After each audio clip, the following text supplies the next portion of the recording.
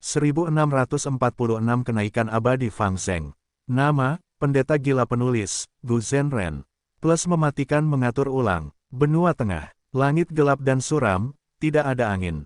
Gu Yue Fang Zeng berdiri di puncak gunung, menatap langit, dia merasa sedikit gugup memikirkan kesengsaraan kenaikan abadi yang akan datang. Merasakan emosinya, Fang Zeng tertawa sendiri, berpikir, mengapa aku gugup? Sekte Bangau Abadi seharusnya yang gugup, atau lebih tepatnya, pengadilan surgawi di belakang mereka. Di permukaan, hanya ada satu Gu Immortal peringkat 6 yang bertugas menjaga kenaikanku, tetapi pasti ada banyak mata yang mengawasiku secara diam-diam, dengan orang-orang ini di sekitar, apa yang perlu dikhawatirkan. Meskipun Fang Zeng tidak tahu mengapa benua tengah ingin mendukungnya, dia telah memastikan bahwa dia berharga dan berguna bagi mereka. Di masa lalu, dia tidak akan menerima menjadi pion seperti ini. Kembali di Gunung King Mao, Fang Yuan telah mengisyaratkan bahwa dia digunakan oleh paman dan bibinya sebagai alat untuk memperebutkan warisan. Ini membuat Fang Zeng sangat marah. Tetapi sekarang, Fang Zeng tidak lagi merasa marah terhadap ini. Dalam satu dekade terakhir, Fang Zeng telah mengalami perang di 3 benua di tanah yang diberkati Langya. Untuk memelihara para dewa Gu berbulu yang paling elit, roh tanah berambut hitam mengabaikan harga dan membuat para pria berbulu dari 3 benua bertarung dalam perang yang sengit. Fang Zeng terlibat. Dikelilingi oleh berbagai rencana dan rencana, pertumpahan darah dan perang, Fang Zeng telah memanfaatkan orang-orang, dan juga dimanfaatkan. Dia secara bertahap memahami bahwa terkadang, menjadi pion seseorang dan dimanfaatkan bukanlah hal yang buruk. Paling tidak, itu membuktikan nilainya. Jika seseorang tidak memiliki nilai bahkan untuk menjadi alat, maka dia dalam bahaya, dia akan dibuang seperti alat yang rusak. Tentu saja, meskipun Fang Zeng memiliki kekuatan Master Gu peringkat 5, dia juga memiliki pengalaman ditinggalkan dan dikhianati. Sebagai manusia yang hidup di antara para pria berbulu, wajar saja untuk dikucilkan dan diisolasi. Kita bisa mulai. Pada saat ini, suara Fan Xiliu bergema di telinga Fang Zeng. Fan Xiliu memiliki tingkat kultivasi peringkat 6, ia dikirim oleh Sekte Bangau Abadi untuk membantu Fang Zeng menjalani kesengsaraan. Fang Zeng mengangguk, ia menjadi tenang dan melihat ke dalam dirinya. Aperture-nya segera terlihat, itu dipenuhi dengan esensi purba yang menunjukkan bakat kelas A-nya, tetapi dindingnya dipenuhi dengan retakan. Siapapun akan merasa gugup saat melihatnya, lagi pula, aperture adalah dasar dari kultivasi seorang Master Gu. Dengan begitu banyak retakan, itu jelas merupakan masalah yang serius. Fang Zeng relatif tenang sekarang, kegugupannya telah lenyap. Faktanya, selama pertempuran di tanah terberkati Langya, ia telah menggunakan teknik terlarang saat dalam situasi putus asa. Meskipun ia selamat, aperture-nya rusak parah dan dipenuhi dengan retakan, kemampuannya yang tadinya nilai A turun menjadi nilai B. Fang Zeng diselamatkan oleh Feng Jiuge, setelah kembali ke benua tengah. Luka-lukanya di lubang itu sembuh, ia kembali memiliki bakat tingkat A. Namun, retakan di dinding lubangnya masih ada, bukan karena pengadilan surgawi tidak dapat menyembuhkannya, tetapi mereka meninggalkannya agar ia dapat menjalani kesengsaraan kenaikan abadi dengan lebih mudah. Fang Zeng mengamati lubangnya, ia pernah merasa sangat bangga dengan bakat tingkat A-nya, tetapi setelah pengalaman hidup ini, ia tidak lagi terlalu peduli dengan bakat. Saat ini, tatapannya tertuju pada retakan di lubangnya. Baginya, ini adalah prestasinya, ia telah memperoleh luka-luka ini dari pertumpahan darah dan perang, ini adalah kemuliaannya. Selamat tinggal, lubangku, Fang Zeng bergumam. Sesuai keinginannya, esensi purba di lubangnya melonjak dan menabrak dinding di sekitarnya. Ada retakan di lubangnya pada awalnya, itu tidak kokoh, segera, retakan itu semakin parah saat lubang terbentuk. Lubang yang lengkap akhirnya terhubung ke dunia luar, kekuatan misterius terbentuk. Kekuatan ini menariki langit dan bumi dari dunia luar, tiba-tiba, awan gelap bergemuruh di langit, bumi berguncang, awan debu terbentuk. Pada saat yang sama, kekuatan surgawi yang tak berbentuk menahan Fang Zeng dan membiarkannya melayang ke langit. Kehendak surga, Fan Xiliu yang sedang menonton dalam persembunyian merasakan kehendak surga yang melimpah. Kesengsaraan Fang Zeng telah menarik perhatian kehendak surga, jauh melampaui biasanya. Malapetaka dan kesengsaraan mulai terbentuk, sejumlah besar ki darah diubah dari ki langit dan bumi, awan gelap di langit dengan cepat diwarnai merah, skalanya sangat besar, mereka dapat dilihat dari jarak yang sangat jauh. Kesengsaraan jalur darah, kegembiraan melintas di mata Fan Siliu. Kesengsaraan jalur darah adalah apa yang ingin dilihat oleh para petinggi. Aura Fang Zheng mulai menyebar. Ini adalah ki manusianya. Setiap orang memiliki ki manusia mereka sendiri, skalanya diputuskan berdasarkan fondasi, bakat, dan kemampuan mereka. Fan Siliu mengamati Fang Zheng dengan saksama. Tak lama kemudian, dia memasang ekspresi terkejut di wajahnya. Ki manusia Fang Zheng sangat padat, itu menunjukkan betapa banyak pengalaman hidup dan fondasi yang dimilikinya. Ki surga turun seperti hujan sementara ki bumi menggelembung, keduanya terjalin di udara dengan ki manusia. Fang Zheng memiliki ekspresi serius, dia mencoba mengendalikan ketiga ki dan menyeimbangkannya. Ketiga ki baru saja mulai berinteraksi dan sekarang adalah waktu terbaik untuk terbiasa mengendalikannya. Fang Zheng telah menerima bimbingan Fan Siliu, dia menyadari hal ini. Namun saat ini, malapetaka dan kesengsaraan telah selesai, sejumlah besar hujan turun. Tetesan air hujan ini semuanya adalah tetesan darah, semuanya sangat berdarah. Saat darah turun, kabut putih mulai muncul di udara. Kabut putih itu dengan cepat berubah menjadi merah oleh hujan, mengubah seluruh gunung menjadi warna merah yang menakutkan. Fang Zheng mulai mengalami kesengsaraan. Dia memasang pertahanannya dan mengaktifkan cacing gu untuk menahan hujan darah. Pada saat ini, setiap kali dia menggunakan cacing gu, dia akan mengalami serangan balik. Tak lama kemudian, cacing gu-nya mati karena serangan balik. Ini juga mengapa Master Gu sering kehilangan semua cacing gu mereka setelah kenaikan abadi. Namun, Fang Zheng didukung oleh pengadilan surgawi dan memiliki persiapan yang matang, dia tidak kekurangan cacing gu. Dia menenangkan diri dan membela diri, tidak panik. Selama perang di tanah terberkati Langya, dia telah mengalami situasi yang jauh lebih berbahaya, dia cukup siap untuk ini. Fan Siliu jauh lebih gugup daripada Fang Zheng. Dia menatap Fang Zheng tanpa berkedip. Master Gu peringkat 5 biasanya mengalami banyak kesulitan dalam kenaikan abadi mereka. Karena mereka tidak hanya harus menghadapi malapetaka dan kesengsaraan, tetapi juga mengendalikan tiga ki dan menjaga keseimbangan di antara keduanya. Aku dapat membantumu untuk menghalangi kesengsaraan hujan darah ini untuk sementara waktu, tetapi keseimbangan tiga ki akan bergantung padamu, Fang Zheng. Sebelum kesengsaraan, aku telah memberimu banyak pelatihan, kau tidak boleh gagal pada saat yang genting. Fan Siliu berpikir dalam hati saat ia mulai mengganggu awan darah, memengaruhi ukuran dan pengaruhnya. Meskipun kesengsaraan hujan darah ini sangat besar, itu tidak terlalu berlebihan, tampaknya kehendak surga telah melakukan ini dengan sengaja. Kesengsaraan Fang Zheng damai, baik secara internal maupun eksternal. Tiga ki menyatu dengan baik, adegan-adegan masa lalu melintas di benaknya saat tubuhnya menjadi tenang dan terangkat. Selanjutnya, selama resonansi langit dan bumi, ia memasuki momen paling krusial dari kenaikan abadi ini. Selama periode ini, ia dapat memperoleh inspirasi alami dan berkomunikasi dengan langit dan bumi. Komunikasi ini sangat bermanfaat bagi setiap Master Gu. Fang Zheng menyadari pada saat ini bahwa jalur darah benar-benar cocok untuknya. Waktu berlalu, tiga ki mengembun dan membentuk gumpalan ki. Fang Zheng tiba-tiba membuka matanya, ia menarik napas dalam-dalam dan melemparkan gu jalur darah peringkat 5 ke dalam gumpalan ki. Ledakan, suara yang mengejutkan meledak di sekelilingnya, gumpalan ki meledak keluar dan berubah menjadi lubang abadi. Seketika, pikiran Fang Zheng menjadi kosong, ia benar-benar tidak berdaya saat ini. Sesaat kemudian, ia tersadar kembali, ia mulai memasukkan gu vital dan cacing gu penting ke dalam lubang abadi miliknya.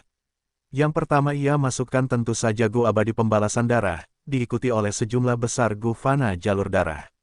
Di dalam lubang abadi, tiga ki dikondisikan dan diseimbangkan, dunia berangsur-angsur stabil. Ia jelas memperoleh tanah terberkati bermutu tinggi. Ada juga banyak ki langit dan bumi yang tersisa. Fang Zheng sangat gembira, ki langit dan bumi ini dapat meningkatkan gu fana jalur darah vitalnya menjadi gu abadi. Meskipun ini berbahaya dan akan ada malapetaka atau kesengsaraan berikutnya, Fang Zheng cukup berani untuk memilih opsi ini. Fang Zheng, cepat biarkan aku masuk, aku akan membantumu dengan kesengsaraan. Fan Siliu mentransmisikan. Fang Zheng mengerutkan kening, menunjukkan ketidaksenangan. Lubang abadi adalah area paling pribadi dari gu abadi. Fan Siliu melanggarnya. Fang Zheng merasakan kemarahan. Namun seketika, Fang Zheng mengendurkan alisnya, ia membuka pintu lubang abadi dan berkata dengan jelas, "Tentu, Fan Xiliu, silakan masuk." Fan Xiliu terkejut, Fang Zheng baru saja menjadi abadi. Prosesnya belum berakhir tetapi ia telah mengubah cara bicaranya dengan sikap yang begitu alami. Namun, pengadilan surgawi tampaknya sangat memelihara Fang Zheng demi menghadapi Fang Yuan. Aku sebenarnya cukup iri padanya. Beberapa jam kemudian, kesengsaraan Fang Zheng telah berlalu, rasa iri Fan Xiliu bangkit lagi. Itu karena Gu Vital Fang Zheng berhasil disempurnakan menjadi Gu Abadi jalur darah keduanya. Gu Abadi darah dingin. Beberapa hari kemudian, Sekte Bangau Abadi mengumumkan kepada dunia Gu Abadi bahwa Fang Zheng berhasil dalam kenaikannya menjadi abadi. Ia pernah dilukai oleh iblis ganas Fang Yuan, ia beruntung diselamatkan dan sekarang akan menjadi salah satu kekuatan utama dalam menghadapi iblis Fang Yuan. Karena penyebaran yang disengaja oleh pengadilan surgawi, berita menyebar ke seluruh 5 wilayah, reputasi Fang Yuan terpukul, situasinya yang ditinggalkan oleh keluarga dan kerabat disorot, sementara pengadilan surgawi mempromosikan kemurahan hatinya sendiri. Beberapa hari kemudian, peri afinitas roh, selamat tinggal. Di atas awan, Fan Xiliu tersenyum saat dia berbicara kepada Zhao Lianyun. Zhao Lianyun tersenyum, terima kasih telah menjamu. Dia mendengar bahwa Fang Zheng berhasil dalam kesengsaraannya jadi dia datang mengunjunginya. Sayangnya, Fang Zheng tidak bertemu siapapun, dia disembunyikan oleh Sekte Bangau Abadi. Fan Xiliu tidak berani bersikap kasar kepada Zhao Lianyun. Dia adalah peri generasi saat ini dari rumah afinitas roh. Meskipun dia memiliki level kultivasi peringkat 6, dia mengendalikan Gu Cinta peringkat 9. Fan Xiliu meyakinkan, saya pasti akan memberikan hadiah Anda kepada Fang Zheng secara pribadi. Zhao Lianyun mengangguk sambil mengucapkan terima kasih dan terbang pergi tanah yang diberkati Fang Zheng. Sumber daya jalur ruang dan jalur waktu miliknya lebih tinggi dari biasanya. Ini adalah tanah yang diberkati dengan mutu tinggi. Medan tanah yang diberkati itu sebagian besar datar, tetapi di kejauhan, akan ada beberapa gunung tinggi yang menjulang. Fokus Fang Zheng saat ini sepenuhnya tertuju pada sebuah lembah. Lembah ini ditutupi oleh bebatuan kasar yang aneh, seluruhnya berwarna merah darah. Saat memasukinya, orang akan melihat bahwa lembah itu dipenuhi dengan pohon bunga darah. Ada puluhan ribu pohon seperti itu. Mereka berbeda dari pohon biasa, mereka berbuah sebelum berbunga. Buahnya seukuran kepalan tangan bayi, bulat dan halus. Pembungaan hanya berlangsung sekejap karena kulit buahnya akan meledak menjadi bunga besar yang berwarna putih dan merah. Bunga itu berwarna putih di pangkalnya sementara inti bunganya menyerupai darah yang berceceran. Masing-masing bunga darah ini memiliki warna dan bentuk yang berbeda. Di benua tengah, pernah ada masa di mana Master Gu membudidayakan pohon bunga darah ini dalam skala besar. Setiap kali mereka mekar, pemandangannya akan menjadi megah. Bahkan ada upacara besar hanya untuk memikat Master Gu ini untuk melihatnya. Namun kemudian, jalur darah tercipta dan menyebabkan masalah besar bagi dunia. Pohon bunga darah merupakan material dasar Gu dalam jalur darah, pohon-pohon itu dilarang ditanam. Semua pohon bunga darah Fang Zheng disediakan oleh Sekte Bangau Abadi, atau lebih tepatnya, oleh Fan Xiliu sebagai perwakilan. Ini adalah tipu daya jalur lurus, Fang Zheng sudah terbiasa dengannya, tidak merasa terkejut. Di 5 wilayah saat ini, jalur darah dilarang oleh jalur lurus, tetapi ironisnya, mereka yang benar-benar meneliti jalur darah adalah pasukan jalur lurus ini. Semua pohon bunga darah ini adalah material Gufana, tetapi selama jumlahnya bertambah, aku dapat menggunakannya dalam jumlah besar, mereka akan setara dengan material abadi. Ini adalah keuntungan paling unik dari jalur darah. Pohon bunga darah yang kumiliki ini juga merupakan sumber material abadi. Tetapi sekarang, aku sudah memiliki Gu darah dingin dan dendam darah jalur darah abadi peringkat 6.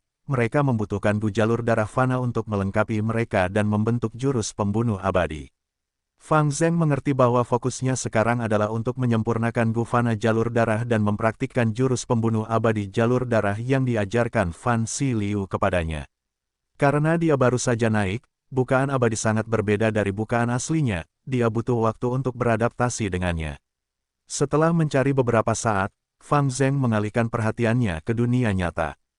Kegembiraan dan perasaan berhasil saat melihat bukaan abadinya perlahan memudar, digantikan oleh perasaan tertekan dalam benaknya. Fang Yuan, kembali ke dunia nyata, Fang Zheng tidak dapat berhenti memikirkan saudaranya. Beberapa hari terakhir ini, dia tidak hanya menjalani kenaikan abadi, dia juga memperoleh informasi tentang Fang Yuan dari Fan Siliu. Informasi itu jauh lebih rinci daripada yang beredar di dunia luar, itu dari pengadilan surgawi. Fang Zheng mengetahui tentang situasi Fang Yuan, mengenai fakta bahwa Fang Yuan tidak mati, dia telah mengetahuinya ketika dia diselamatkan dan kembali ke benua tengah. Namun anehnya, ketika dia mengetahui kebenarannya, dia tidak merasa marah karena ditipu. Sebaliknya, semakin banyak yang dia ketahui, semakin banyak kesedihan yang dia rasakan di dalam hatinya. Ternyata, aku tidak pernah benar-benar memahamimu. Fang Yuan, iblis dunia lain, Spring Autumn Cicada, tingkat kultivasi peringkat 8. Semakin banyak yang dia ketahui, semakin kecil yang dia rasakan, semakin dia bisa merasakan kekuatan Fang Yuan yang mengerikan. Berpikir bahwa dia harus menghadapi orang seperti itu di masa depan, dia merasakan sedikit depresi dan juga sedikit keputusasaan. Dia menghadapi keputusasaan jauh di dalam hatinya. Dia tidak menyangkalnya atau mencoba menghindarinya. Manusia sering berkata bahwa seorang pemuda tidak mengenal rasa takut. Ketika masih muda, mereka tidak takut pada apapun dan memiliki dorongan serta motivasi yang kuat. Namun setelah seseorang mengalami banyak hal, mereka akan belajar tentang ketakutan mereka sendiri. Harimau akan memakan orang, cakar harimau akan melukai orang, kekuatan seseorang tidak sekuat yang mereka kira. Imajinasi itu indah, tetapi hanya setelah menghadapi kenyataan seseorang akan merasakan sakit, memahami dunia dan diri mereka sendiri selama proses yang menyakitkan ini. Ketika saya menjadi Master Gu tingkat 5, saya terlibat dalam perang manusia berbulu di tanah yang diberkati Langya, saya menjalani kehidupan yang sulit dengan mengembara. Namun sekarang sebagai Dewa Gu, saya terjebak di antara Fang Yuan dan pengadilan surgawi, menjadi pion. Meskipun kekuatan saya telah tumbuh pesat, kebebasan saya telah berkurang, saya menghadapi bahaya yang lebih besar sekarang, saya bisa mati jika terjadi kecelakaan. Memikirkan hal ini, Fang Zheng tersenyum pahit pada dirinya sendiri. Bahkan sekarang, dia tidak tahu betapa berharganya dia bagi pengadilan surgawi untuk menaruh begitu banyak perhatian padanya. Segera, dia memikirkan Zhao Lianyun. Ketika dia naik, dia menerima beberapa hadiah ucapan selamat. Ini adalah kebiasaan dari 5 wilayah, setiap kali seorang Master Gu menjadi abadi, teman-teman dan keluarga mereka, atau bahkan kekuatan yang bersahabat dengan mereka, akan mengirimkan hadiah kepada mereka. Hadiah-hadiah Fang Zheng sebagian besar berasal dari Sekte Bangau Abadi, hadiah Zhao Lianyun cukup berkesan sebagai hasilnya. Dari informasi Sekte Bangau Abadi, Fang Zheng memperoleh pemahaman yang mendalam tentang Zhao Lianyun. Kamu juga iblis dari dunia lain, meskipun tidak sepenuhnya. Kamu mencariku dengan sangat proaktif, aku berasumsi kamu ingin bergabung dan berurusan dengan Fang Yuan. Hadiah Zhao Lianyun termasuk sepucuk surat yang menyatakan niat baiknya, tetapi dia tidak banyak bicara. Fang Zheng dapat mengetahui apa yang diinginkannya dari kata-katanya yang halus. Zhao Lianyun memberinya salah satu metode kultivasi untuk menumbuhkan sumber daya tanaman golongan darah, yang cocok untuk Fang Zheng. Dia bahkan menggambarkan pengalaman kultivasinya sendiri. Fang Zheng sangat memperhatikan paragraf tertentu. Dalam kultivasi Gu Immortal, pertempuran adalah jalan menuju dominasi, sementara manajemen Immortal Aperture adalah jalan menuju supremasi, keduanya saling melengkapi dan diperlukan. Tanpa kekuatan pertempuran dan dominasi yang cukup, tidak peduli seberapa baik Immortal Aperture dikembangkan, seseorang hanya akan diganggu, mereka akan menyerahkan rampasan yang diperoleh dengan susah payah kepada orang lain. Tetapi jika seseorang memiliki kekuatan pertempuran yang besar dan tidak memiliki fondasi Immortal Aperture, mereka akan seperti api yang menyala-nyala, hanya mampu menyala untuk beberapa saat, ketika mereka kehabisan kayu bakar, mereka hanya akan berakhir sebagai asap. Fang Zheng mengangguk pada dirinya sendiri, sambil berpikir, selain ini, uraiannya tentang malapetaka dan kesengsaraan juga sangat berguna. Aku dapat melihat bahwa Zhao Lianyun ini sangat tulus, sangat disayangkan bahwa Sekte Bangau Abadi tidak mengizinkan kita untuk bertemu, sungguh disayangkan. Tidakkah kau berpikir begitu, Fang Yuan? Sambil berkata demikian, tatapan Fang Zheng membeku. Di masa mudanya, ia ditemani oleh gurunya, Lord Sky. Keren, di dalam tanah yang diberkati Langya, ia bersama dengan keinginan palsu Fang Yuan. Namun sekarang, di benua tengah, ia sendirian. Tanpa disadari, Fang Zheng telah terbiasa dengan iringan. Tanpamu, aku tidak terbiasa dengan itu, Fang Zheng menggelengkan kepalanya dan tersenyum pahit, rasa kesepian yang tak terlukiskan merasuki hatinya. Pengadilan surgawi. Peri Ziwei tersenyum gembira, Fang Zheng telah menjadi Dewa Gu, tetapi ia perlu meningkatkan level kultivasinya untuk menjadi penangkal yang berguna terhadap Fang Yuan. Peri Ziwei tahu tentang niat Zhao Lian Yun. Bagaimanapun, meskipun Ma Hongyun meninggal, jiwanya masih disimpan oleh Fang Yuan. Peri Ziwei mengerutkan kening, masalah sebenarnya masih Fang Yuan sendiri. Sejak Fang Yuan melepaskan diri dari pengepungan sungai waktu, dia menghilang, tidak lagi muncul di depan umum. Peri Ziwei lebih suka dia berkeliling mencari sumber daya. Setidaknya dalam kasus itu, dia akan meninggalkan banyak jejak dan dia akan menyimpulkan banyak hal yang berguna, dan bahkan menemukan cara untuk menghancurkan pertahanan jalur kebijaksanaannya. Dalam pandangan Peri Ziwei, Fang Yuan sangat kuat dalam kekuatan pertempuran, tetapi yang lebih menakutkan adalah keterampilan manajemennya. Setiap kali dia menyendiri untuk sementara waktu, dia akan mengalami peningkatan kekuatan yang sangat besar, kecepatan kemajuannya sangat mengejutkan. Ini adalah hasil dari manajemennya yang terampil. Karena dia memiliki fondasi yang kokoh, itu dapat mendukung pertumbuhan kekuatan tempurnya yang mengerikan. Saat ini, jiwa spektral perlahan-lahan kehilangan kendalinya, kita mendapatkan semakin banyak informasi yang sangat penting.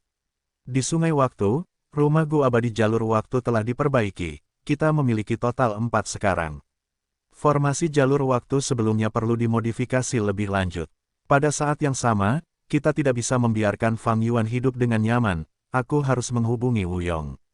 Beberapa hari kemudian, angin kencang bertiup. Fang Yuan mendorong ke depan dengan telapak tangannya, kekuatan kuat dari gerakan pembunuh masuk ke pintu masuk lubang abadi dan meresap ke tanah terberkati Loulan.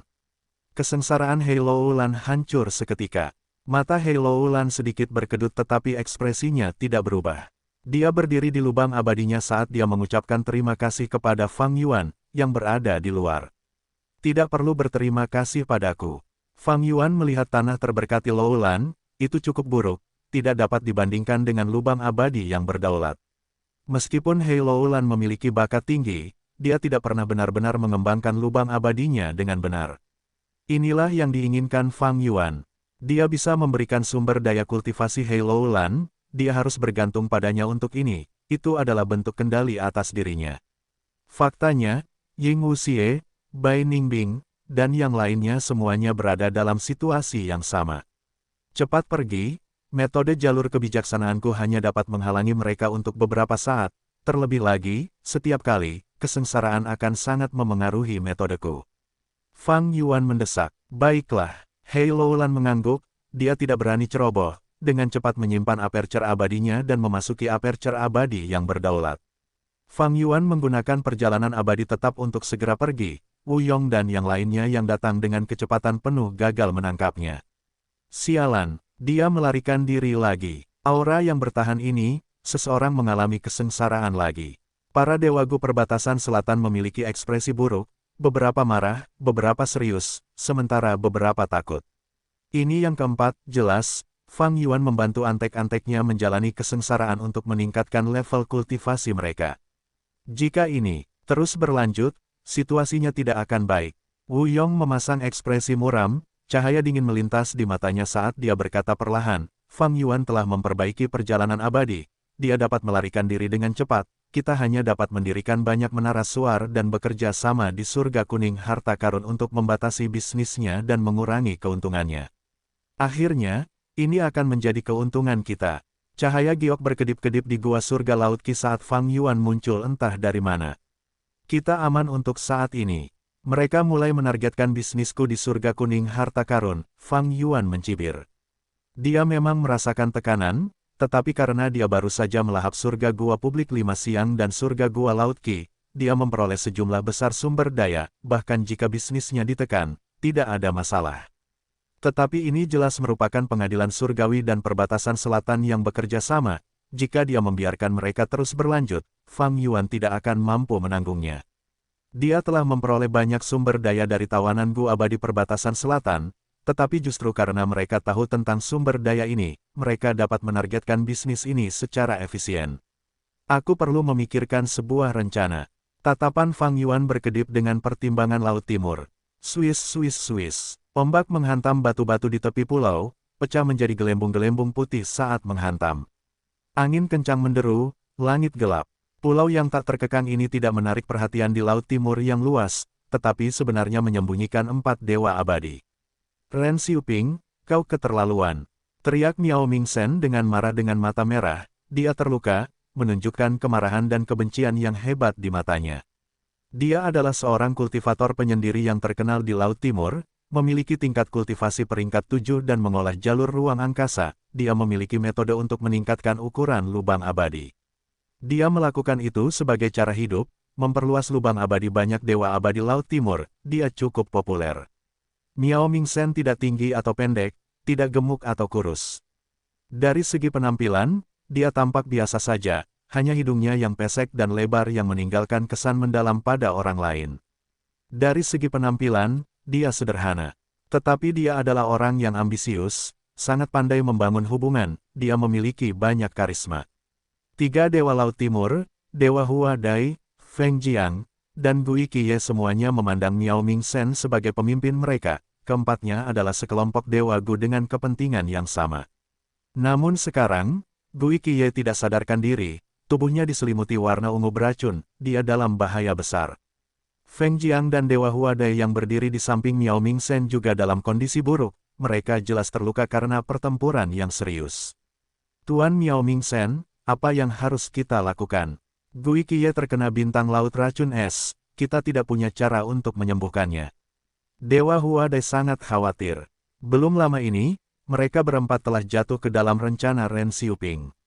Ren Xiuping memiliki tingkat kultivasi puncak peringkat 7 dan merupakan dewa Gu jalur perbudakan. Dia ingin membunuh Miao Mingsen menggunakan bintang laut racun es. Namun pada saat yang genting, Gui Qiye memblokir serangan fatal ini untuk Miao Mingsen. Miao Mingsen bereaksi dan dengan cepat membawa Gui Qiye yang tidak sadarkan diri, serta Feng Jiang dan Dewa Hua Dai, keluar dari perangkap melalui pertempuran sengit. Ekspresi Feng Jiang sedingin es, bintang laut racun es mungkin memiliki racun yang merepotkan, tetapi ku dengar Su Chen dan Peri Jiu Yue dapat menyembuhkannya.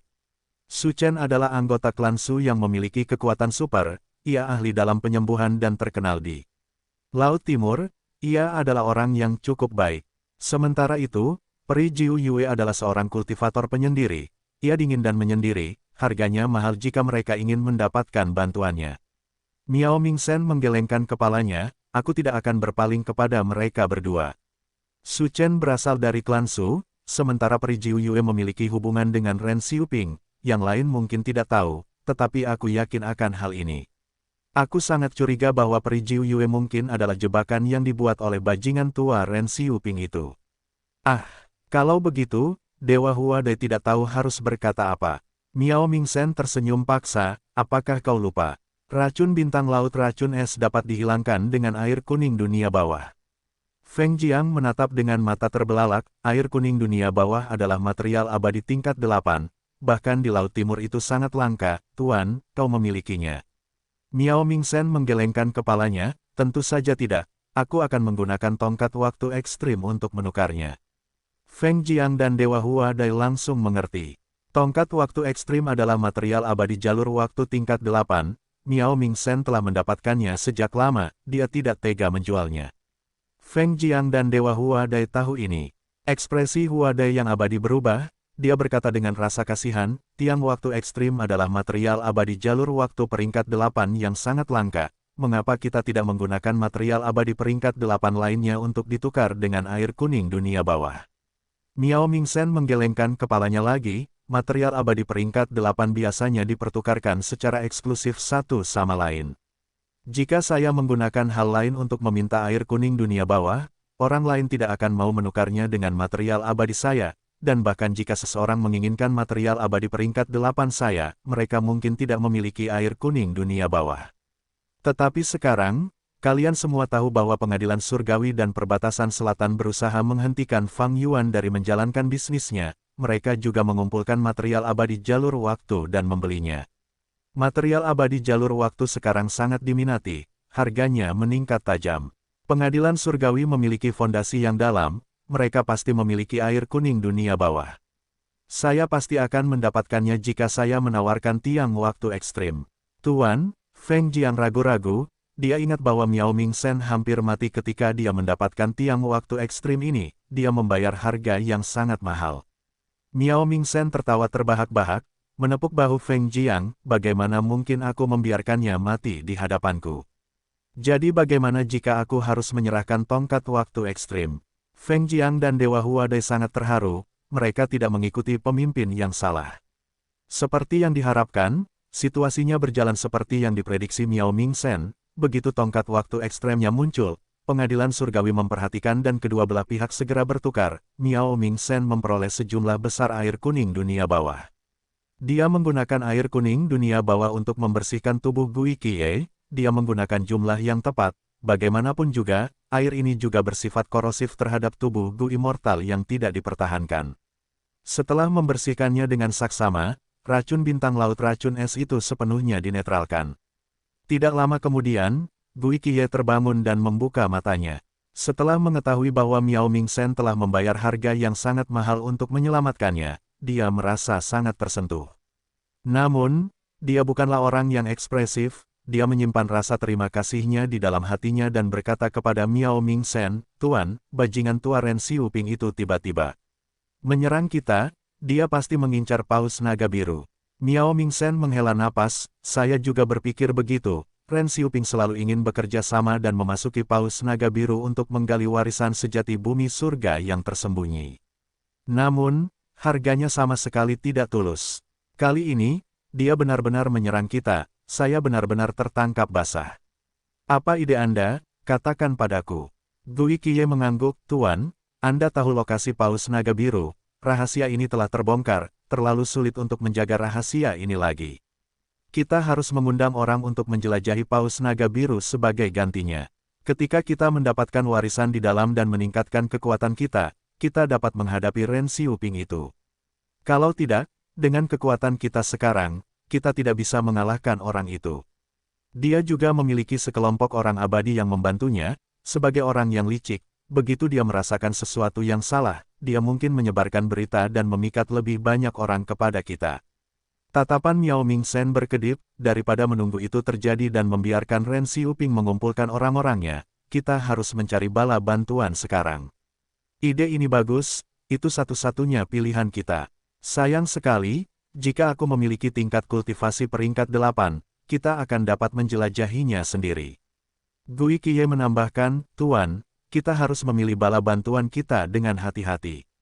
Miao Mingsen mengangguk, dia melihat ketiga orang abadi, bertanya, tentu saja aku tahu, apa rekomendasi yang kalian miliki.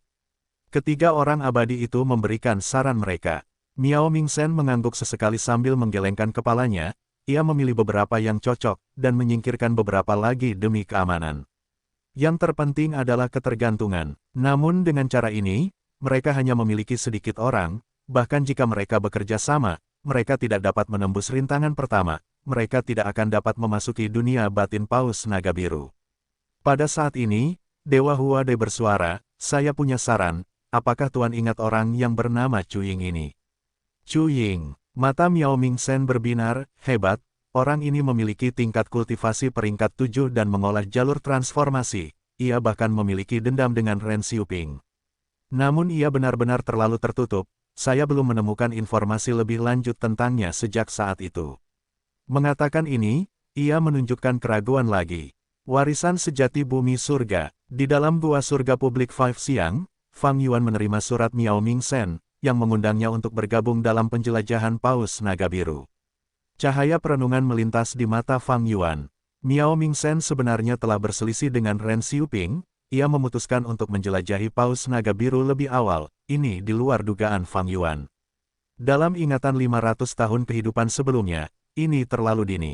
Mungkin karena pengaruh kelahiran kembaliku yang semakin meningkat, konflik Miao Mingsen dan Ren Xiuping ternyata lebih awal dari yang diharapkan.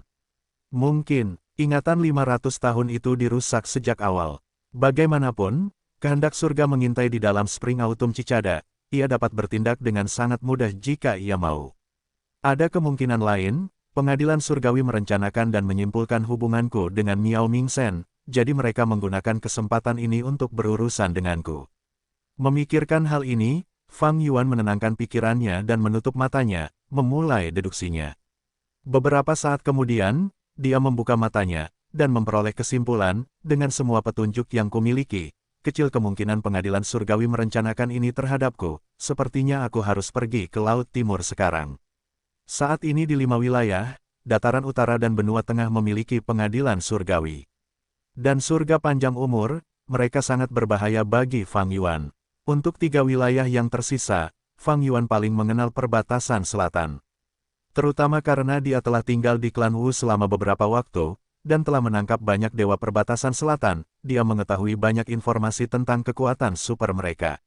Ada alasan lain, markas besar Sekte Bayangan berada di perbatasan selatan, mereka memiliki operasi terbanyak di perbatasan selatan dengan banyak formasi abadi alami yang didirikan secara rahasia.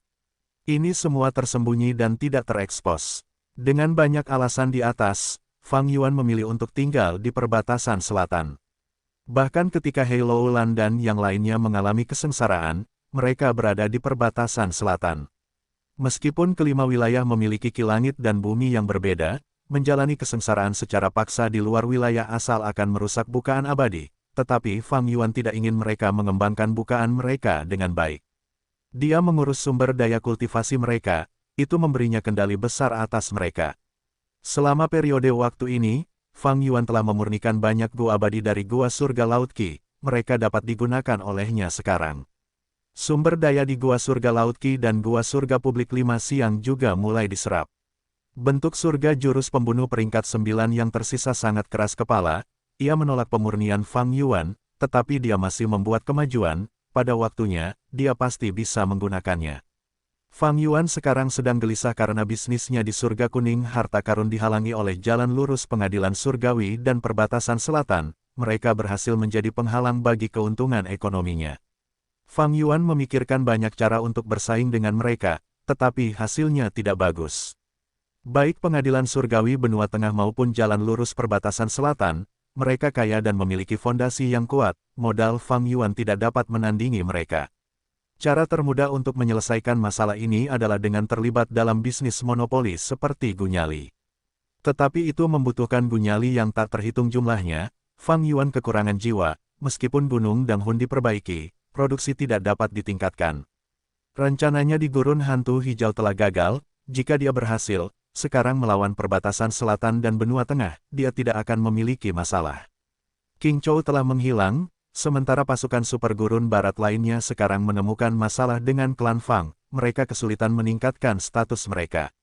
Fang Yuan telah berpikir untuk menggunakan klan Fang, tetapi dia memiliki keraguan tentang ini, karena identitas Xuan Bujinnya telah terungkap oleh pengadilan surgawi. Keputusannya untuk merencanakan Gurun Hantu Hijau ternyata benar.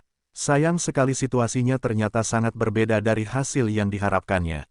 Dengan cara ini, pendapatan Fang Yuan mulai berkurang.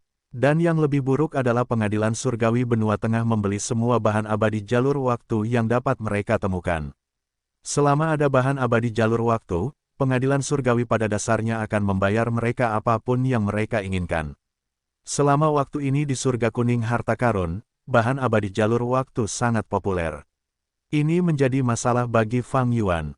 Pendapatan Fang Yuan telah turun, dia ingin memurnikan gua abadi jalur waktu untuk meningkatkan kekuatan tempurnya di Sungai Waktu, tetapi sekarang, pengadilan surgawi menghentikannya dengan menindas. Pengadilan surgawi telah dibuat sejak era kuno terpencil, setelah bertahun-tahun akumulasi yang tak terhitung jumlahnya, bagaimana Fang Yuan bisa melawan mereka. Peningkatan Fang Yuan dalam jalur waktu sangat marginal, sementara pengadilan surgawi memperoleh banyak bahan abadi jalur waktu, mereka bahkan mungkin dapat memurnikan rumah gua abadi kelima. Dalam situasi ini, harapan Fang Yuan untuk mendapatkan warisan sejati teratai merah semakin menipis. Aku butuh banyak material abadi jalur waktu untuk menyempurnakan gua abadi jalur waktu. Yang mulia abadi bumi surga adalah seorang yang terhormat di jalur bumi. Warisan sejati bumi surga di dalam paus naga biru mungkin tidak memiliki banyak material abadi jalur waktu. Namun, meskipun begitu, aku harus pergi. Ini adalah ketidakpastian, tidak ada yang bisa mengatakan apa yang akan dia dapatkan. Bahkan jika tidak ada material abadi jalur waktu, warisan sejati bumi surga pasti akan memiliki beberapa hal yang baik. Lu Weiyin, Dewa Go peringkat 8 dari perbatasan selatan adalah pewaris generasi bumi surga saat ini. jika aku bisa mendapatkan warisan sejati bumi surga ini, aku mungkin mendapatkan cara untuk menghadapinya. Yang lebih penting adalah menurut ingatanku, Paus Naga Biru tampaknya mengandung Gu penyesalan abadi peringkat 8. Dalam kehidupanku sebelumnya, Miao Mingsen menjelajah berkali-kali dan tidak mendapatkan warisan sejati bumi surga, tetapi dia tetap mendapatkan banyak. Karena ada banyak Dewa Gu yang berpartisipasi, rumor tentang penyesalan abadi menyebar. Yang Mulia Dewa Bumi Surga menggunakan penyesalan abadi sebagai inti untuk menciptakan jurus pembunuh abadi yang terkenal sepanjang sejarah penyesalan dan pertobatan. Dengan menggunakan jurus ini, dia menyebabkan banyak Dewa Gu jalur iblis berpindah pihak dan menyadari kesalahan mereka berubah dari jahat menjadi baik. Jurus ini memiliki pencapaian yang luar biasa. Penyesalan abadi secara alami adalah Gu abadi jalur kebijaksanaan.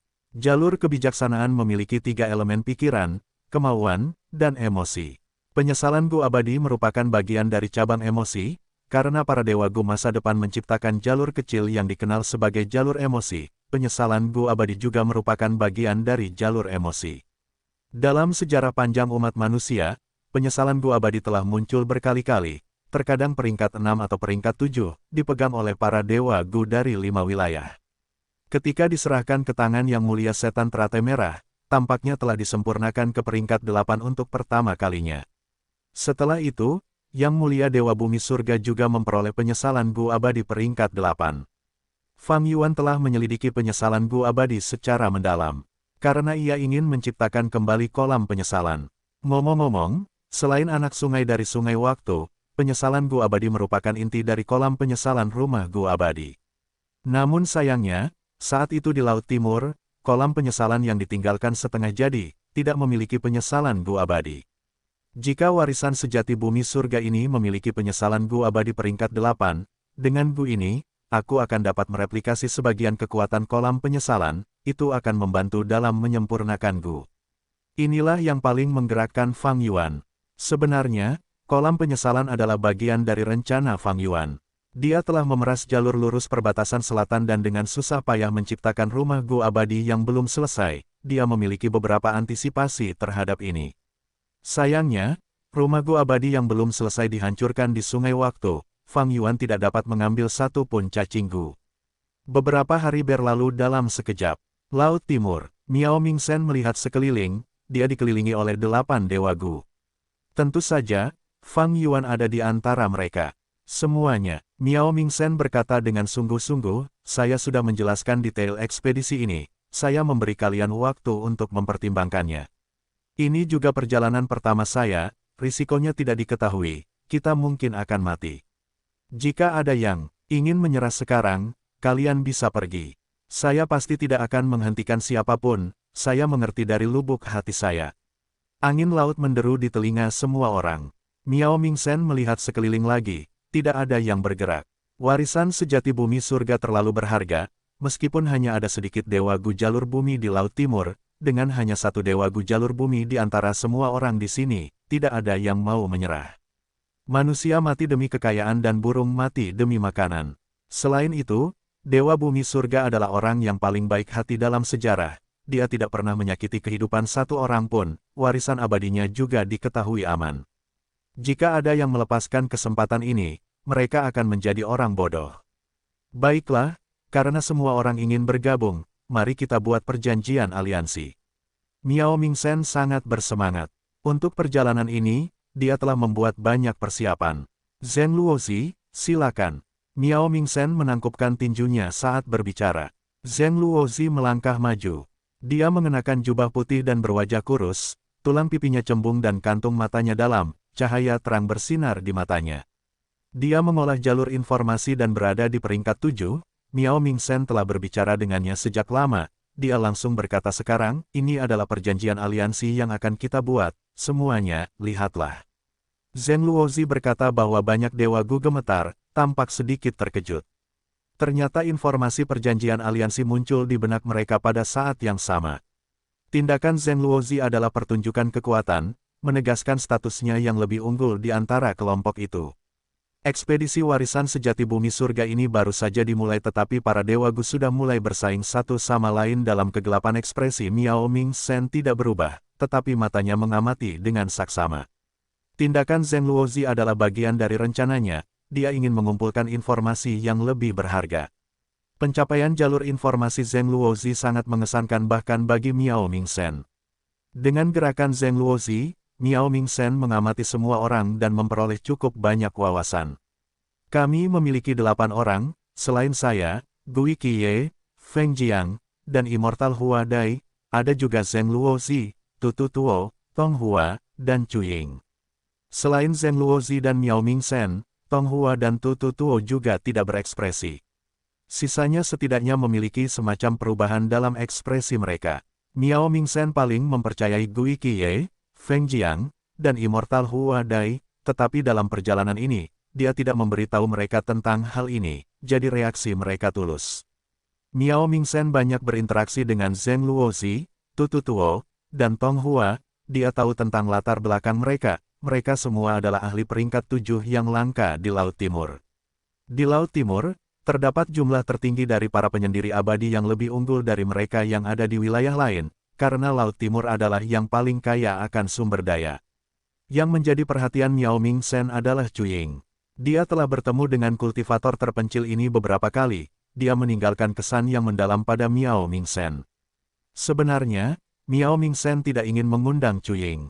Namun karena Chu Ying dan Ren Xiuping memiliki konflik sejak lama, karena dia menyelamatkan nyawa Feng Jiang dan Hua Dai, dan yang terpenting, karena dia tampaknya memiliki jumlah gu umur yang melimpah, semua alasan ini membuat Miao Mingzhen cenderung mengundang Chu Ying untuk perjalanan ini. Dia adalah satu-satunya yang mengetahui lokasi Paus Naga Biru. Oleh karena itu, semua orang yang dia undang berutang budi padanya. Miao Mingzhen ingin bekerja sama lebih dalam dengan Fang Yuan. Lupakan sisanya, hanya jumlah gu umur yang dimiliki Fang Yuan yang sangat memikat bagi Miao Mingzhen. Tindakan Zheng Luozi membuat ekspresi Chu Ying juga berubah. Adapun Tutu Tuo dan Tong Hua, tidak pasti apakah mereka tidak terpengaruh atau berpura-pura. Miao Mingzhen menatap semua orang sambil tertawa terbahak-bahak. Zheng Luozi, kamu punya metode yang bagus. Tutu Tuo mendengus sementara Tong Hua menatap Zheng Luozi dengan dingin. Fang Yuan menatap Zheng Luozi dengan ekspresi terkejut, tetapi dia tertawa dingin di dalam. Tatapan Zheng Luozi menyapu Chu Ying, sebelum bertemu dengan tatapan Tutu Tuo dan Tong Hua, dia tertawa terbahak-bahak sambil melemparkan beberapa gu jalur informasi manusia. Gu jalur informasi manusia mencatat detail perjanjian aliansi. Setelah memeriksanya, para dewa menganggukkan kepala mereka tanda setuju, sambil juga menyarankan beberapa perubahan. Tentu saja, perubahan ini kecil dan tidak berarti.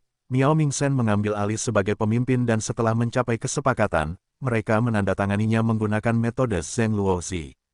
Begitu perjanjian aliansi dibuat, semua orang tertawa karena suasana menjadi tidak terlalu tegang. Sudah waktunya, ayo pergi. Miao Mingzhen bergerak secepat kilat saat para dewa mengikutinya. Miao Mingzhen terbang di langit beberapa saat sebelum menyelam ke laut. Kita tidak bisa bersembunyi di langit, mudah untuk menemukan kita. Jika Ren Xiuping mengetahui ekspedisi ini, dia tidak akan menunggu tanpa tujuan. Jika kita memasuki laut, itu berarti kita akan menggunakan arus bawah. Fang Yuan berspekulasi dalam hati.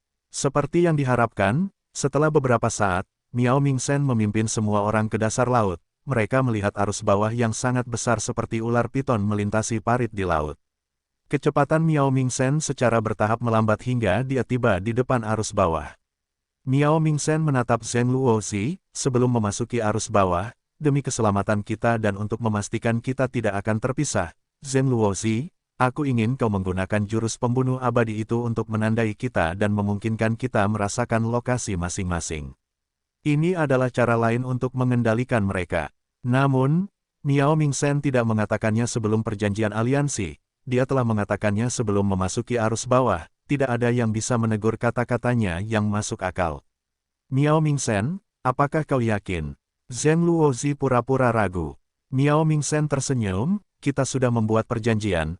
Kita perlu bekerja sama dengan tulus. Bagaimana mungkin kita tidak saling percaya saat menjelajahi warisan sejati bumi surga?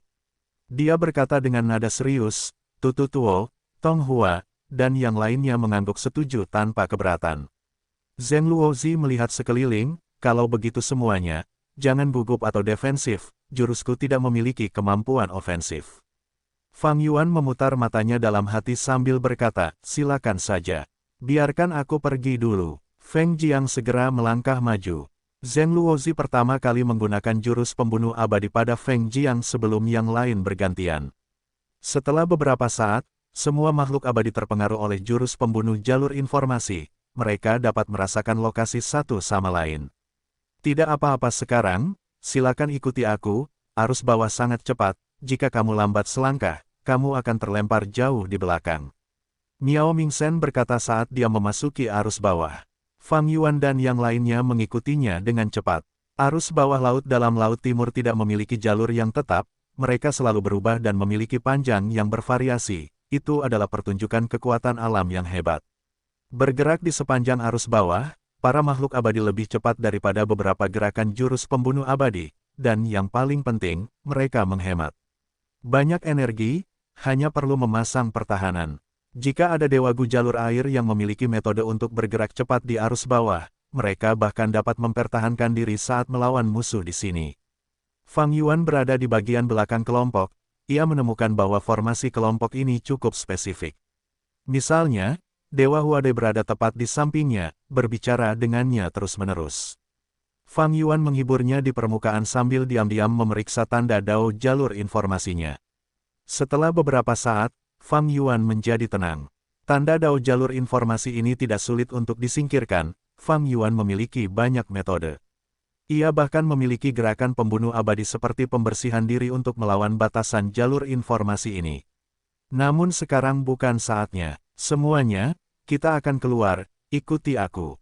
Di depan, Miao Mingsen tiba-tiba berbicara. Setelah beberapa napas, ia meninggalkan arus bawah, yang lain mengikuti, tidak ada yang tertinggal. Setelah pergi, Fang Yuan menemukan bahwa ia berada di wilayah laut biasa tanpa nama. Dalam perjalanan berikutnya, para dewa menggunakan beberapa arus bawah untuk bepergian. Jika tidak ada arus bawah, mereka akan melakukan perjalanan di bawah laut juga, menjadi sangat rendah hati. Bahkan jika mereka bertemu dengan binatang buas yang terpencil atau binatang buas kuno yang terpencil, mereka menghindarinya. Jika mereka melihat sumber daya apapun, mereka akan mengabaikannya. Setelah beberapa hari perjalanan, kelompok itu menjadi lebih kompak. Miao Mingsen sangat terampil dalam berinteraksi dengan manusia, ia memperkuat posisinya sebagai pemimpin. Ia tersenyum ketika tiba-tiba membeku, berkata, kita sudah dekat. Para dewa itu bersemangat. Fang Yuan merasa sedikit curiga, ia telah menggunakan beberapa gerakan pembunuh investigasi tetapi tidak dapat merasakan apapun. Ia tidak dapat melihat metode apa yang digunakan Miao Mingsen atau mengapa ia begitu percaya diri. Keberadaan Paus Naga Biru diketahui semua orang. Namun lokasi tepatnya adalah sebuah misteri, Miao Mingsen pasti memiliki metode unik untuk mengetahui lokasinya. Fang Yuan memiliki tingkat kultivasi peringkat 8 dengan kekuatan pertempuran yang luar biasa, adalah mungkin untuk membunuh Miao Mingsen dan mencari jiwanya. Namun ada risiko yang terlibat, Dewa Gu memiliki segala macam metode misterius, jika ia memiliki beberapa kemampuan aneh, mungkin akan terjadi kecelakaan. Dengan demikian, Fang Yuan terus mengintai, tidak akan terlambat jika ia menyerang setelah masuk ke dalam Paus Naga Biru. Saat mereka semakin dekat, para makhluk abadi mulai merasakan keanehan. Air laut menjadi lebih bergolak di depan, jika sebelumnya gerimis, sekarang menjadi badai, rintangannya jauh lebih besar. Binatang buas yang terlantar dan binatang buas purba semakin banyak jumlahnya, mereka tidak dapat menahan diri dalam badai besar ini. Fang Yuan dan yang lainnya harus bertarung sambil bergerak, membantai sekelompok binatang buas yang terlantar sebelum mereka mengukir jalan berdarah untuk melanjutkan perjalanan. Pada saat ini, kekuatan semua orang diperlihatkan. Feng Jiang dan Immortal Huade memiliki kekuatan tempur terendah, mereka segera menjadi orang-orang yang membutuhkan perlindungan. Miao Mingsen memimpin kelompok sebagai garda depan, menghadapi tekanan terbesar. Di belakangnya adalah Tong Hua dan Zheng Luozi. Tutu Tuo adalah seorang immortal Gu jalur bumi, kekuatan tempurnya sangat terbatas di tempat ini. Berikutnya adalah Fang Yuan, dia telah berubah menjadi kuda laut kecil seukuran telapak tangan, dia bergerak seperti kecepatan kilat. Kekuatannya hanya tingkat menengah dalam kelompok, itu tidak mengesankan. Perjalanan di depan semakin sulit, dari kelompok binatang buas, sosok binatang buas kuno yang sunyi mulai muncul, para abadi tidak bisa lagi bergerak maju dengan santai. Miao Mingsen yang terkuat, hanya peringkat 7. Mengikuti Miao Mingsen, mereka terbang keluar dari laut, tiba di langit. Gemuruh, tornado yang hebat melonjak di langit, kilat menyambar terus-menerus saat guntur bergemuruh, awan gelap meluas ke cakrawala. Ombak melonjak dari laut, tingginya ribuan kaki. Situasinya sama berbahayanya dengan di bawah air.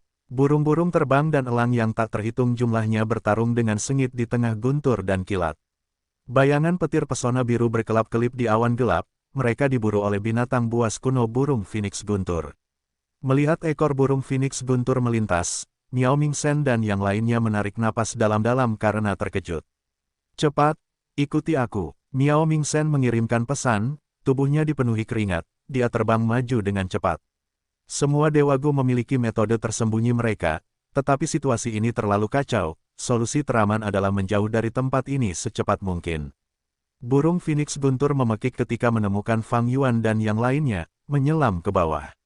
Air laut meletus ketika gurita kuno sebesar gunung menggerakkan tentakelnya yang tak terhitung jumlahnya, memperlakukan Miao Mingsen dan yang lainnya sebagai mangsa untuk dimakan. Sialan, sialan, ekspresi Miao Mingsen terdistorsi, dia hampir mematahkan giginya karena menggertakkan terlalu keras. Bahkan sebelum bertemu dengan Paus Naga Biru, mereka sudah dalam situasi putus asa, aura kematian sudah dekat. Berpencar dan lari, setelah ragu-ragu sejenak, Miao Mingsen berteriak. Para Dewa Gu dengan cepat berpencar dan lari. Krek, burung Phoenix petir itu sangat cepat, tiba di hadapan Fang Yuan dalam sekejap mata. Chu Ying, Dewa Huade diseret oleh Gui Qiye, setelah melihat ini, dia berteriak ketakutan. Selamatkan aku, Fang Yuan berteriak dengan ekspresi putus asa di wajahnya. Selanjutnya, burung Phoenix petir itu tiba dalam sekejap, membakarnya hingga hangus oleh petir dan ia meninggal di tempat. Chu Ying, melihat ini, 7 makhluk abadi yang tersisa terkejut, mereka melarikan diri dengan kepanikan yang lebih besar.